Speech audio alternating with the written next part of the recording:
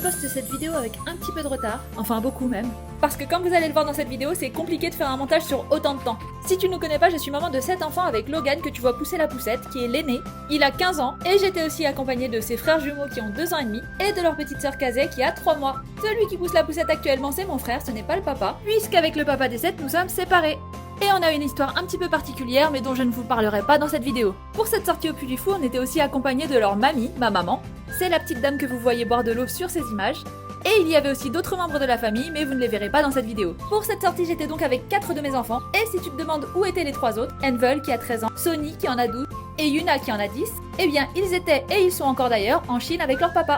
J'ai déjà expliqué les raisons de cette organisation, mais si tu ne nous connais pas, pose tes questions en commentaire et je te répondrai. On logeait à 10 minutes en voiture du Puy du Fou, et on est arrivé aux alentours de midi. Vu le nombre de personnes qu'on était, c'est normal qu'on mette autant de temps à se préparer. La journée, ou plutôt l'après-midi, a bien commencé. On a directement été voir le spectacle le plus connu du Puy du Fou. Je sais pas si tu le connais, mais il s'appelle Les Vikings, et c'est vraiment le meilleur. Ne vous fiez pas à Kazé qui s'est endormi, ça ne veut rien dire. Ce spectacle est vraiment impressionnant, tu en prends plein les yeux, la musique est vraiment émouvante, et tu fais vraiment un bond dans le passé. Il y a des flammes, et même si on était tout au fond de l'arène, on pouvait sentir la chaleur de ces flammes. Et le moment le plus impressionnant, je pense que c'est celui où le bateau sort de l'eau. D'ailleurs, j'avais vu un reportage là-dessus à la télé. C'est toute une organisation puisque les comédiens sortent de l'eau en même temps que le bateau. Donc oui, ça impressionne. Tous les spectacles Puy du Fou sont avec des animaux. Dans celui-ci, il y avait des loups, des rapaces, des cochons et des chevaux. Bon, honnêtement, ils avaient l'air bien traités, et d'ailleurs c'est ce qu'ils précisent avant chaque spectacle. Mais bon, j'imagine que si t'es un grand défenseur de la cause animale, tu risques de ne pas apprécier. C'est pendant ce spectacle qu'on a pris un petit pique-nique. Ma mère et mon frère avaient préparé des sandwichs pour tout le monde, donc on en a profité pour manger assis. Enfin, moi j'étais debout puisque Kazé veut rarement que je m'assoie. À ce stade de la sortie, tout allait bien encore, surtout qu'on était installés à l'ombre. Et du coup, même si on était loin derrière, on préférait largement. Parce qu'il faut quand même préciser qu'on était en pleine canicule, donc sous 35 degrés. Et comme vous avez pu le voir dans les premières images au tout début de cette vidéo, il y a quand même quelques installations dans le parc comme les brumisateurs géants. Le parc est très arboré, donc il y a beaucoup de coins d'ombre. Mais le problème c'est que pendant les spectacles, comme dans presque tous les spectacles, il y a des rapaces qui volent au-dessus du public, et bien ils ne peuvent pas installer de coins ombragés. Donc nous on était à l'ombre parce qu'on était limite à la sortie, mais sinon tout le reste des spectateurs étaient en train de cramer sous le soleil.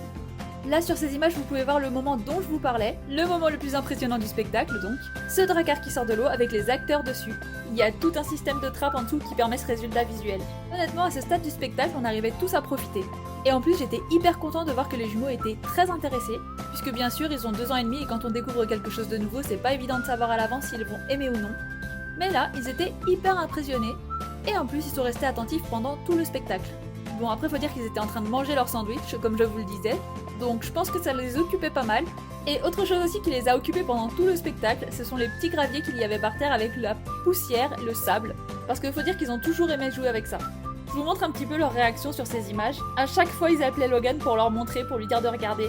Bon d'ailleurs Logan en avait un peu marre et il leur disait chut chut. Je pense qu'il aurait bien aimé se concentrer un peu plus sur le spectacle. Mais bon d'un autre côté c'est aussi super de pouvoir partager ces moments-là avec ses petits frères. Donc en vrai ça lui plaît quand même. J'en ai profité pour le charrier un petit peu par rapport à la note qu'il avait eue au brevet d'histoire, et je lui ai dit de bien retenir ce qu'il voyait dans ce spectacle. Malgré la chaleur, Kazé a dormi pendant toute la durée de ce spectacle, mais en même temps comme je l'ai souvent dit, tant qu'elle est sur moi, elle est bien. C'est tout ce qu'il lui faut, tout ce qu'elle demande. Bon si tu nous connais, tu sais que mes 7 enfants ont toujours été des bébés koalas. C'est-à-dire qu'ils sont H24 dans mes bras, et je peux vous dire que quand c'était autour des jumeaux, c'était pas évident. Ah oui, regardez, la scène que vous voyez sur ces images était hyper impressionnante aussi. Un rapace qui met au sol un homme. Marlo et River n'ont pas été avares d'applaudissements. Ils s'en sont donnés à cœur joie. Et comme d'habitude, j'adore voir leur regard émerveillé. Je trouve que c'est encore plus fort quand t'as des enfants, de s'émerveiller à travers leurs yeux. Parce qu'en fait, à travers eux, tu retrouves un peu ton âme d'enfant. Faut dire que quand on est adulte, on devient un petit peu blasé. Et le fait de voir ces enfants s'émerveiller pour un rien, faut vous dire que c'est vraiment une sensation indescriptible. Là, sur ces images, on était arrivé au 2e spectacle, et c'est là que les choses se sont compliquées. Pour le coup, il y avait vraiment 0 point d'ombre, et le soleil tapait hyper fort. Donc Marlo a commencé à pleurer, je dirais même à faire une grosse crise, mais le pauvre c'était vraiment pas de sa faute. La chaleur était difficilement supportable même pour nous les adultes, donc imaginez pour un enfant de 2 ans et demi. Pour Kazé ça allait parce que j'ai réussi à la protéger sous un lange, et pour River ça a été aussi apparemment, mais il était de l'autre côté avec ma maman. Mais quand on est sorti de ce spectacle, j'ai pris une grosse décision. J'ai dit à ma mère et mon frère qu'il fallait qu'on rentre, mais ils m'ont proposé une chose, de récupérer Kazé, de la ramener là où on logeait, et que moi je reste avec Logan et les jumeaux. Parce qu'il faut dire que quand Marlo a fait sa crise, en fait, il voulait mes bras. Il voulait que je le porte, et je sais qu'il se serait calmé. Mais comme j'essayais de protéger Kazé du soleil, c'était impossible dans la position dans laquelle on était. Donc j'ai pesé le pour et le contre, et comme faut dire qu'on avait quand même payé les billets, et aussi que j'avais vu à quel point les jumeaux avaient apprécié le premier spectacle, j'ai validé la proposition de ma mère et de mon frère. Sachant que je le redis, on logeait à 10 minutes en voiture du Puy du Fou. Donc s'il y avait quoi que ce soit, on pouvait se rejoindre. Donc ils sont partis tous les trois, ma mère, mon frère et Kazé, et avec Logan et les jumeaux, on a décidé d'aller acheter des glaces. C'est la première chose qui nous est venue à l'esprit. On avait besoin de se rafraîchir. Donc les jumeaux ont tout de suite retrouvé le sourire, enfin surtout Marlo. On a pris des glaces à l'italienne, à la fraise pour moi, à la vanille pour Logan et un mix des deux pour les jumeaux. Sauf que après la chaleur, on a dû affronter une deuxième épreuve. Je ne sais pas si vous allez deviner laquelle, mais je peux vous donner 2 indices, la chaleur et le sucre. Bon, faut savoir que même si on voyage partout dans le monde, un gros challenge pour moi, c'est d'affronter les insectes. Ne me jugez pas s'il vous plaît, chacun ses peurs. Si tu ne connais pas encore, tu découvriras petit à petit que j'ai pas peur de grand chose. Mais les insectes, c'est un peu ma phobie. Surtout certains en particulier, dont les abeilles et les guêpes. Bon, vous me direz, elles sont en voie de disparition, il faut les protéger. Avec le réchauffement climatique, je sais que c'est compliqué pour elles, mais là pour le coup, il y en avait vraiment beaucoup.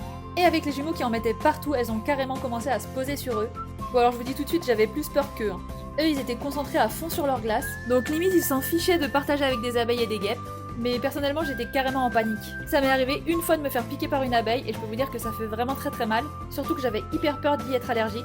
Et là, j'ai toujours autant peur parce qu'il paraît que les allergies peuvent se déclencher à la 2e piqûre. Donc, comme vous pouvez le voir, Marlo en avait tout autour de la bouche, sur le nez, sur ses vêtements aussi, sur la poussette, en gros, vraiment partout. Bon, par chance, j'avais pensé à la tenue de rechange dans le sac, hyper important quand tu fais une sortie d'une journée avec des enfants en bas âge. Et là, voilà, la glace à l'italienne, c'était un massacre. Bon, c'est après que j'ai découvert qu'il y avait la possibilité de mettre des boules de glace dans des pots, puisque j'ai vu des gens qui en mangeaient juste à côté de nous, et honnêtement, j'aurais dû faire ça. Malgré les guêpes, les abeilles et le fait qu'ils s'en mettent partout, faut dire qu'on était quand même à l'ombre et que les petits profitaient, donc finalement, on n'était pas si mal. Quand ils ont eu fini, j'ai entrepris le grand nettoyage, donc j'ai nettoyé la poussette avec des bouteilles d'eau, et je les ai changées.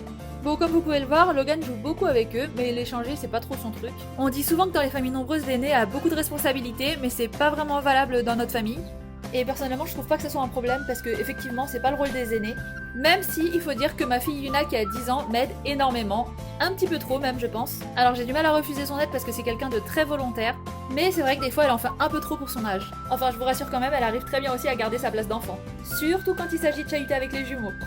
Donc, comme vous pouvez le voir sur ces images, les jumeaux sont passés d'une tenue rose à une tenue jaune, 2e tenue de la journée. Pendant ce petit changement de tenue, j'en profite pour vous dire de ne pas oublier de vous abonner. Je vous promets que petit à petit, je vais m'améliorer sur les montages. Et je ferai aussi une petite introduction en filmant chacun des membres de notre famille. Ce sera la petite bande-annonce que vous retrouverez au début de chaque vidéo.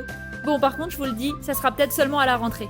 D'ici là, il y aura d'autres vlogs, et notamment des vlogs de Los Angeles. Puisque si tu nous connais, tu sais que dans 12 jours, je pars avec mes 7 enfants à Los Angeles. Et pour ceux qui nous ont demandé, oui, on sera bien de retour avant la rentrée. Enfin, à vrai dire, la veille de la rentrée. Bon, pour retourner à notre petit vlog Puy du Fou, comme vous pouvez le voir, on a passé énormément de temps devant ce petit stand de glace. Après le coup de chaud qu'on avait eu pendant le 2e spectacle, je pense qu'on n'avait pas l'intention de faire beaucoup d'autres choses. Au passage, si tu vas visiter le Puy du Fou, sache qu'il y a une app, une application. Elle est hyper utile, surtout si t'es quelqu'un de très organisé. Mais personnellement, même si je le suis un minimum, faut dire que je suis un peu quelqu'un qui fait les choses à l'arrache. Et même avec cet enfant. Bon, en vrai, je pense que tout est une question de dosage. Mais surtout, le point essentiel, je pense que c'est parce que je m'adapte à chaque instant à mes enfants. Et c'est pour ça que c'est plutôt difficile de planifier les choses à l'avance.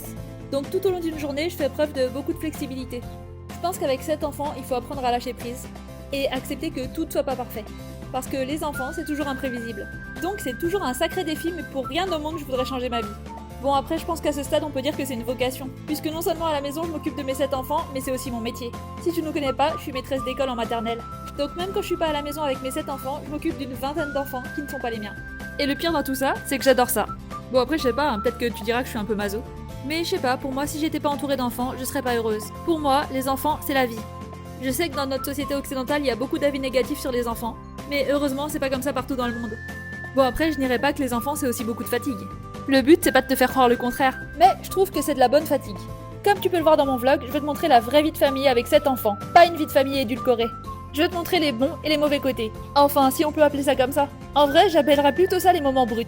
Bon, là sur ces images, c'est Logan qui est en train de filmer. Et c'est pour ça que le visage des jumeaux est complètement déformé. Parce que Logan aime bien filmer de cette façon-là. En 0,5 je crois. Et comme tu peux le voir aussi, les jumeaux étaient hyper contents. Ils dansaient, ils chantaient, et ils ne se souciaient plus du tout ni de la chaleur, ni des abeilles. Bon, merci Logan pour les gros plans. À chaque fois que je lui demande de filmer, il fait ça. Et c'est pas faute d'essayer de lui demander de filmer normalement.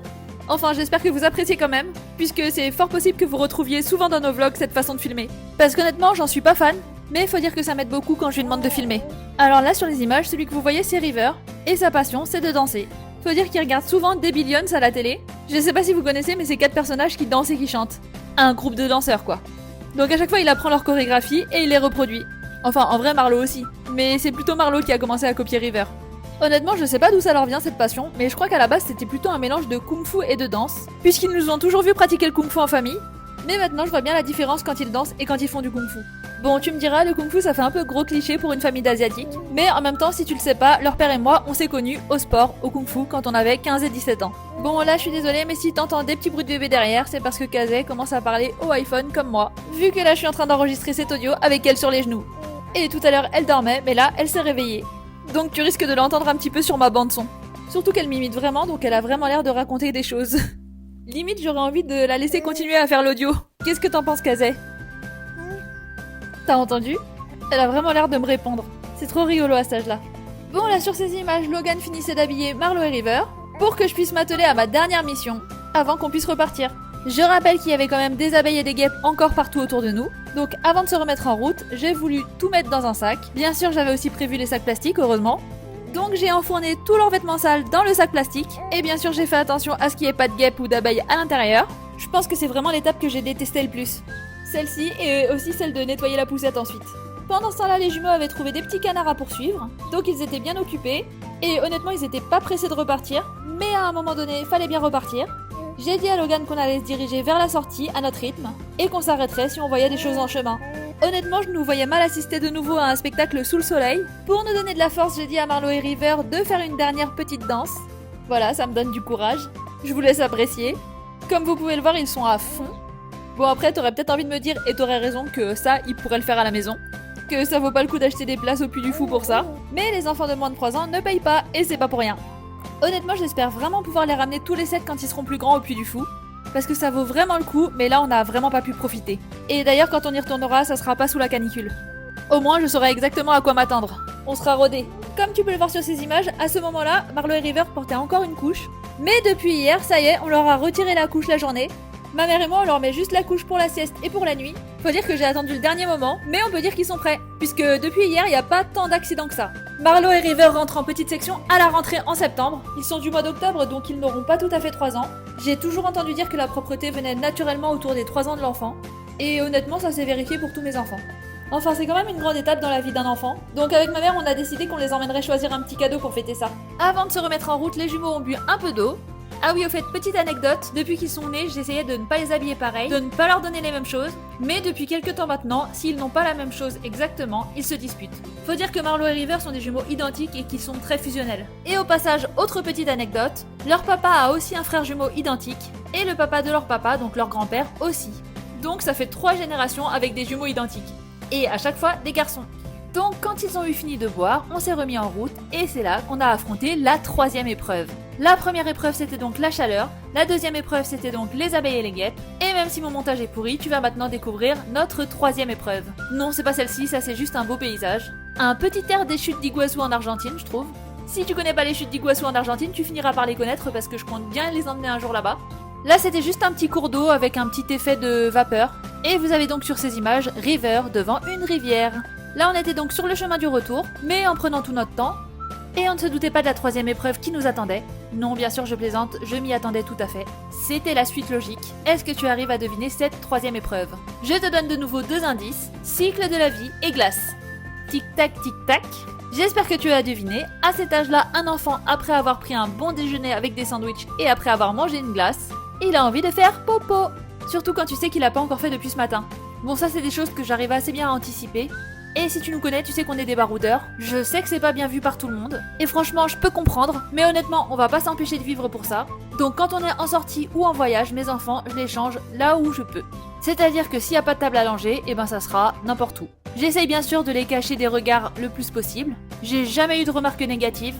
En général, les gens n'y prêtent même pas attention. Donc ce qui se passe, c'est qu'on va dans un petit coin. J'essaye de les cacher avec ce que je peux.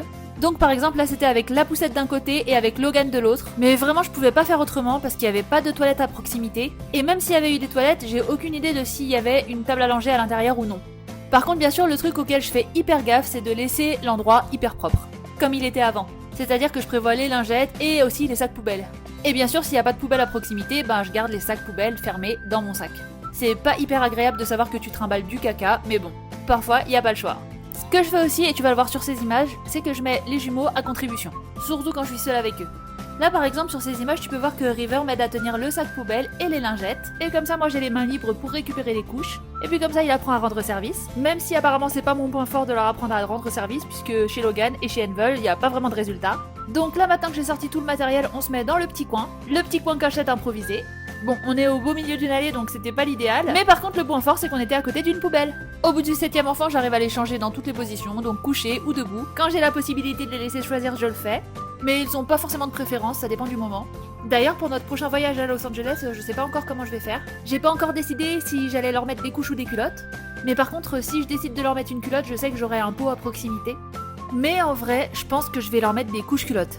Et que je vais les briefer pour qu'ils fassent de préférence des pauses pot ou toilette. Mais au pire, s'il y a un petit accident, bah ça sera dans la couche culotte. Après, j'ai un peu la pression parce que la rentrée c'est quand même dans 2-3 semaines. Bon, j'ai déjà été maîtresse en petite section pendant des années, donc je sais comment ça se passe. Je sais que s'ils sont pas tout à fait propres, c'est pas très grave, que ça va venir très rapidement avec l'effet de groupe. Mais quand même, le premier mois en petite section, c'est une vraie galère pour les maîtresses et les ATSEM. Puisqu'il y a encore énormément d'enfants à qui il arrive des petits accidents, et elles sont 2 pour changer une vingtaine d'enfants. Donc ça encore, c'est pas grave, c'est leur métier, c'est notre métier. Mais je sais que c'est pas toujours agréable pour l'enfant qui doit attendre pendant que la maîtresse ou l'ATSEM change un autre enfant. Donc c'est pour ça que j'aimerais qu'il soit le plus près possible. Après, ce qui me rassure, c'est que Marlo et River n'iront à l'école que le matin. Enfin, en tout cas en début d'année. Et après, le reste de l'année, je pense que ça dépendra des jours. À partir du moment où je serai plus en congé maternité, et je pense qu'il y aura des jours où ma mère les gardera en même temps qu'elle garde Kazay. Et après, le reste du temps, ils iront à l'école, l'après-midi aussi. Et d'ailleurs, peut-être dans ma classe ou pas, on verra. Ah oui, parce que si tu ne me connais pas, je suis dans la même école que mes enfants. Donc, comme tu peux le voir sur ces images, notre 3ème épreuve est réussie. Donc, à ce stade de la journée, on a survécu à la chaleur, aux abeilles et aux guêpes, et au change. Ensuite, on a repris notre chemin, et on se dirigeait vers la 4ème épreuve sans le savoir. Puisque, je le rappelle, on se dirigeait vers la sortie, mais on se laissait en même temps guider par nos pas. La 4ème épreuve, c'est plutôt une épreuve pour Logan. Sur le chemin du retour, on a rencontré des poissons pour le plus grand bonheur de Marlo et River. Bon, je m'y connais pas du tout en poissons, donc je pourrais pas te dire de quelle espèce ils sont. Si tu le sais, n'hésite pas à le dire en commentaire. La 4ème épreuve pour Logan, c'était une épreuve digne d'un film, et cette fois-ci c'était une vraie épreuve. Et je te donne comme indice, le roi Arthur est épée. Alors est-ce que tu as trouvé ? Bon, franchement, quand j'y pense, j'aurais pu faire un bête de montage avec épreuve numéro 1, 2, 3, 4, 5, avec des effets pour introduire chaque épreuve, mais je te demanderai de les imaginer dans ta tête. Et je te promets que ça viendra. Parce que j'ai énormément d'idées pour la suite et les enfants sont hyper motivés. Donc la 4ème épreuve, on l'a rencontrée au hasard de notre chemin, et il s'agissait de faire sortir l'épée du roi Arthur de son rocher, la fameuse Excalibur. Bon, en vrai, c'était complètement bidon comme épreuve, parce qu'il y avait nullement besoin de force. En vrai, c'était juste une attraction pour faire des photos. Et en vrai, j'aurais adoré faire une mise en scène pour mes vidéos, mais la dame m'en a pas laissé le temps. Elle m'a dit que c'était interdit de filmer et qu'elle prenait les photos pour qu'ensuite on puisse aller les acheter à l'accueil. Enfin, comme vous pouvez le voir, j'ai quand même pu faire quelques vidéos. D'ailleurs, dans le parc, vous croiserez souvent des photographes qui vous prennent en photo pour ensuite que vous alliez retirer des photos à l'accueil et que vous les achetiez. C'est pas mal en vrai, ça fait des belles photos, et puis il n'y a aucune obligation d'achat. Mais c'est vrai que personnellement j'ai refusé parce que je leur ai expliqué à chaque fois que j'avais pas mes 7 enfants avec moi, que j'en avais qu'une partie, et que j'avais pas envie d'avoir des photos avec une partie de mes enfants seulement. Bon, et après faut dire que je prends aussi moi-même beaucoup de photos et de vidéos. Donc quoi qu'il en soit, des souvenirs j'en ai. Et maintenant, vous assistez en direct à la 5ème et dernière épreuve. Est-ce que vous avez vraiment besoin d'indices parce que les images parlent d'elles-mêmes? Si vous en voulez, les 2 indices sont plan et sortie. Parce qu'en fait, le parc est assez grand et on a eu du mal à retrouver la sortie. Logan m'a dit d'avoir confiance en lui. Et honnêtement, j'étais pas convaincue, mais finalement, petit à petit, j'ai vu que ça avait du sens là où il nous emmenait. Après, on n'était pas pressés, donc je l'ai laissé nous guider. J'ai pas filmé, mais sur le chemin, on s'est arrêté à un dernier spectacle parce qu'on a vu un spectacle juste à côté de la sortie, et c'était un spectacle intérieur, donc à l'abri de la chaleur. C'était les 3 mousquetaires, et pendant le spectacle, les jumeaux et moi, on s'est endormis. Par contre, Logan a adoré, il m'a dit. Je me demande même si c'était pas son préféré. En vrai, je trouve ça pas mal parce que dans la journée, on aura vu 3 spectacles, on aura bien profité du parc, et on aura fait notre petite pause glace bien agréable quand même. Donc à l'heure où j'enregistre cet audio, quelques jours plus tard, finalement, j'en garde des bons souvenirs. Sur le coup, c'était pas vraiment ça avec la fatigue et la chaleur, mais avec du recul, et c'est souvent le cas, on garde les bons moments en tête. D'ailleurs, c'est aussi pour ça que j'aime beaucoup voyager avec mes enfants. On rencontre pas mal de galères au quotidien, mais finalement, c'est les meilleurs souvenirs qu'on garde en tête. Et les moments de galère, en général, on en rigole.